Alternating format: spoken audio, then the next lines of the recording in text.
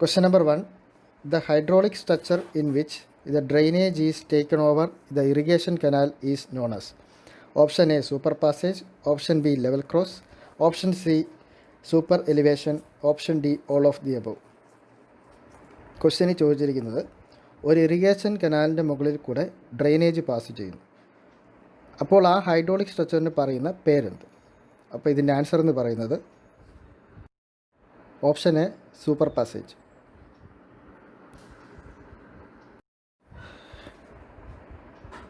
ഈ പടത്തിൽ കാണിച്ചേക്കുന്നതാണ് super passage.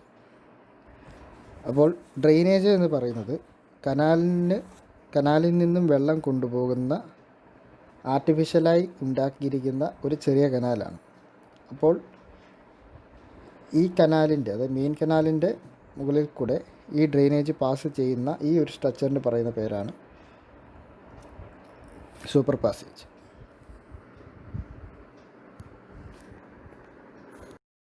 Question number 2. Barbed wire fencing unit of measurement in MKS is option A meter, option B cubic meter, option C quintal, option D kilogram. അപ്പോൾ question ചോദിച്ചിരിക്കുന്നത് നമ്മുടെ മുള്ളുവേലി MKS മെഷർമെൻറ്റിൽ അതിൻ്റെ unit എന്താണെന്ന് ചോദിച്ചിരിക്കുന്നു. അപ്പോൾ ഇതിൻ്റെ answer എന്ന് പറയുന്നത്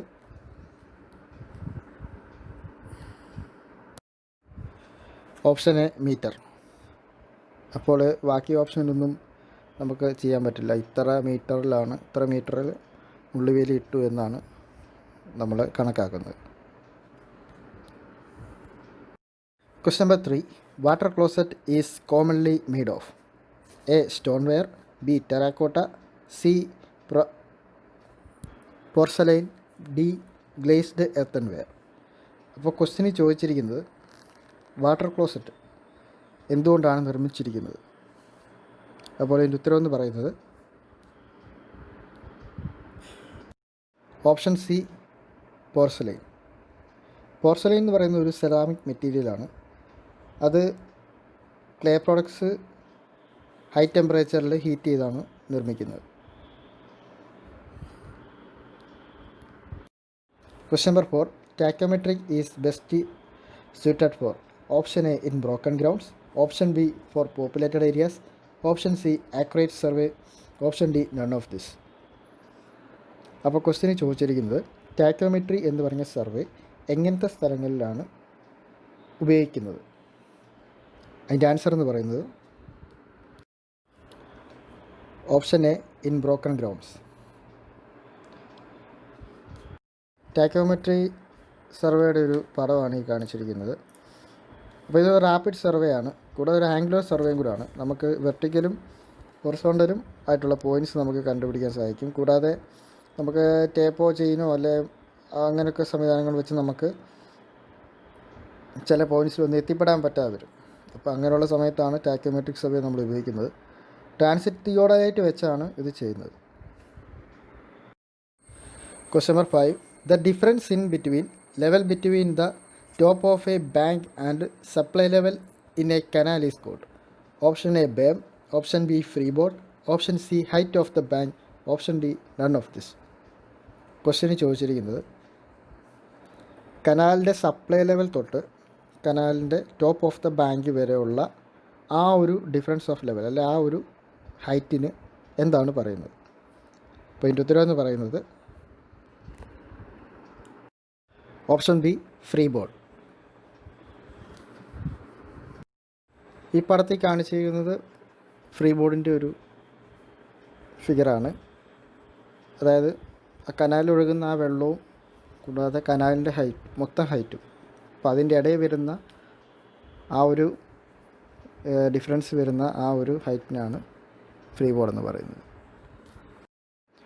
Question number 6. Function key F10 is used in AutoCAD 2. Option A snap, option B grid, option C ortho, option D polar tracking. അപ്പോൾ ക്വസ്റ്റ്യനിൽ ചോദിച്ചിരിക്കുന്നത് F10 എന്ന് പറയുന്ന ഷോർട്ട് കട്ട് കീ ഓട്ടോക്യാഡിൽ എന്ത് ഓഫ് ആക്കാനാണ് ഉപയോഗിക്കുന്നത്. അപ്പോൾ ഇതിൻ്റെ ആൻസർ എന്ന് പറയുന്നത് ഓപ്ഷൻ ഡി പോളാർ ട്രാക്കിംഗ്. അപ്പോൾ പോളാർ ട്രാക്കിംഗ് എന്ന് പറയുന്നത് F10 അടിച്ച് നമ്മൾ പോളാർ ട്രാക്കിംഗ് ഓൺ ആക്കിയതിന് ശേഷം കൾസർ ഒരു സ്പെസിഫൈഡ് ആംഗിളിൽ മാത്രമേ മൂവ് ചെയ്യത്തുള്ളൂ. ഇപ്പോൾ ഒരു ലൈൻ കമാൻഡ് എടുത്താൽ പോലും അതൊരു സ്പെസിഫൈഡ് ആംഗിളിൽ നമുക്ക് വരയ്ക്കാനായിട്ടാണ് സാധിക്കത്തുള്ളൂ. അതുപോലെ ഓപ്ഷനിലുള്ള ബാക്കി സ്നാപ്പ്, ഗ്രിഡ്, ഓർത്തോ എന്ന് പറയുന്നത്, അതിൽ സ്നാപ്പ് എന്ന് പറയുന്നത് നമ്മുടെ മിഡ് പോയിൻ്റ് അല്ലെങ്കിൽ എൻഡ് പോയിൻ്റ് അതൊക്കെ നമുക്ക് വരയ്ക്കാൻ നേരത്തെ ഷോ ചെയ്യും. അപ്പോൾ അതൊരു നമുക്ക് വരയ്ക്കാൻ വളരെ എളുപ്പമായിരിക്കും. കൂടാതെ ഗ്രിഡ് എന്ന് പറയുന്നത് ഒരു ഗ്രിഡ് ലൈൻസ് കാണും ഹൊറിസോണ്ടലായിട്ടും വെർട്ടിക്കലായിട്ടും. അപ്പോൾ ആ ഗ്രിഡ് ലൈൻസിൽ കൂടെ വരയ്ക്കാനും, അത് ആദ്യമായിട്ടൊരു ഓട്ടോകാഡ് വരയ്ക്കുന്ന ആൾക്ക് ഗ്രിഡ് ലൈൻസ് ഉണ്ട് വളരെ എളുപ്പമായിരിക്കും. ഓർത്തോ എന്ന് പറയുന്നത് പെർപെൻഡിക്കുലർ ആക്ഷനിൽ മാത്രമേ കൾസർ മൂവ് ചെയ്യത്തുള്ളൂ. ഒരു ലൈൻ കമാൻഡ് എടുത്തതിന് ശേഷമാണെങ്കിൽ പോലും പെർപെൻഡിക്കുലറായിട്ട് നമുക്ക് വരയ്ക്കാൻ സാധിക്കത്തുള്ളൂ. Question number 7. Wooden plank on which roof covering is fixed. Option A purlin, option B hip, option C rafter, option D batten. Question ചോദിച്ചിരിക്കുന്നത് റൂഫ് കവറിങ്ങിൽ നമ്മൾ ഈ റൂഫ് കവറിങ് ഫിക്സ് ചെയ്യുന്നത് ഏതിലാണ്? Option D batten. ഇതിൽ കാണിച്ചിരിക്കുന്നത് ഒരു റൂഫ് കവറിങ്ങിൻ്റെ ഫിഗറാണ്. അപ്പോൾ ഈ അടയാളപ്പെടുത്തിയിരിക്കുന്നതാണ് ബാറ്റൺ എന്ന് പറയുന്നത്. അതായത് ആ ഓട് ഫിക്സ് ചെയ്തിരിക്കുന്ന, അല്ലെങ്കിൽ റൂഫ് കവറിങ് ആയിട്ടുള്ള ഓട് ഫിക്സ് ചെയ്തിരിക്കുന്ന ആ ഒരു വുഡൻ പീസ്, അതാണ് ബാറ്റൺ എന്ന് പറയുന്നത്. Question number 8. The angle of inclination of stair with the floor.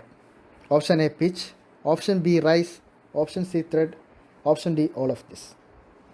Question ചോദിച്ചിരിക്കുന്നത് ഫ്ലോറിൽ നിന്ന് സ്റ്റെയർ ഒരു ആംഗിളിലാണ് പോകുന്നത്. അപ്പോൾ ആ ആംഗിൾ ഓഫ് ഇൻക്ലിനേഷന് എന്താണ് നമ്മൾ പറയുന്നത്? അപ്പോൾ അതിൻ്റെ ആൻസർ എന്ന് പറയുന്നത് option A pitch.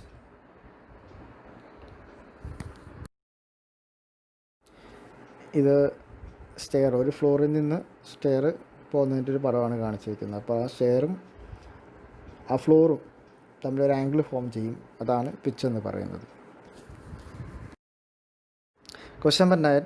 An axis about which the telescope can be rotated in horizontal plane is called. Option A horizontal axis, option B vertical axis, option C axis of the telescope, option D line of pollination. അപ്പോൾ question ചോദിച്ചിരിക്കുന്നത്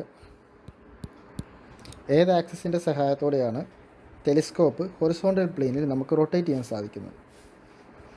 അപ്പോൾ അതിൻ്റെ answer എന്ന് പറയുന്നത് option B vertical axis. Vertical clamp നമ്മൾ lock ചെയ്ത് കഴിയുമ്പോഴാണ് telescope horizontally നമുക്ക് കറക്കാൻ പറ്റും. അതുപോലെ ഹൊറിസോണ്ടൽ ക്ലാമ്പ് ലോക്ക് ചെയ്യുമ്പോൾ വെർട്ടിക്കലി കറക്കാൻ പറ്റും. അപ്പോൾ ക്വസ്റ്റ്യനിൽ പറഞ്ഞിരിക്കുന്നത് ഹൊറിസോണ്ടൽ പ്ലെയിനിലാണ് ടെലിസ്കോപ്പ് കറങ്ങുന്നത്. അപ്പോൾ അതിൻ്റെ ആൻസർ എന്ന് പറയുന്നത് വെർട്ടിക്കൽ ആക്സിസ് ആണ്.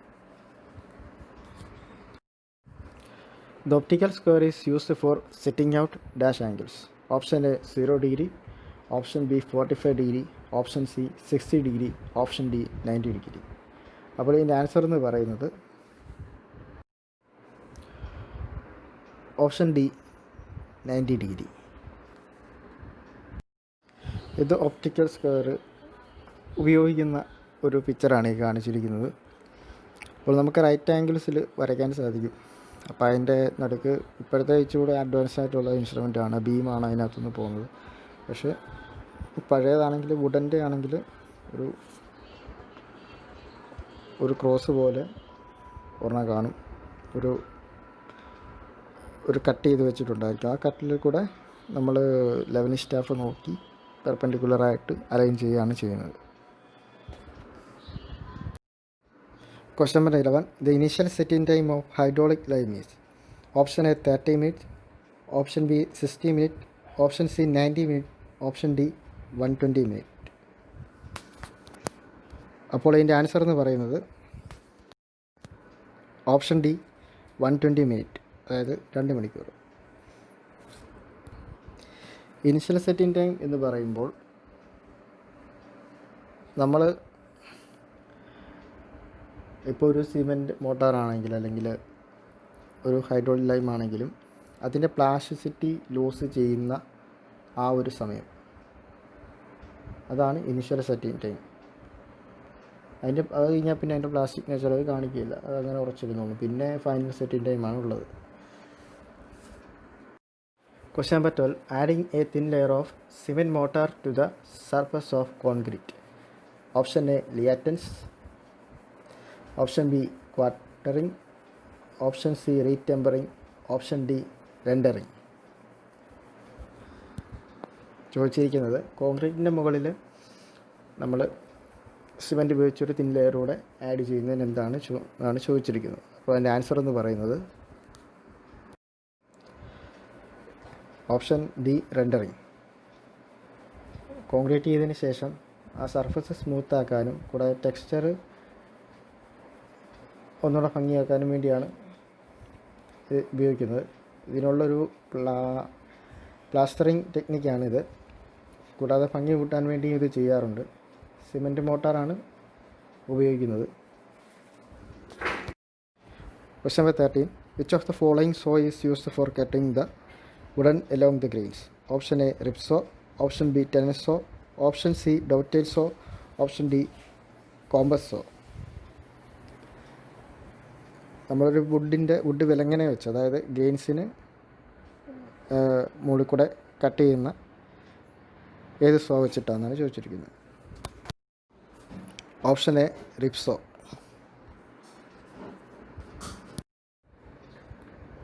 റിപ്പ് സോയുടെ പടമാണ് ഈ കാണിച്ചിരിക്കുന്നത്. Question number 14. Wire cut bricks are made in A, plastic clay machine. B, dry clay machine. C, steel molds. D, wooden molds. അപ്പോൾ ഇതിൻ്റെ ആൻസർ എന്ന് പറയുന്നത് option A, plastic clay machine.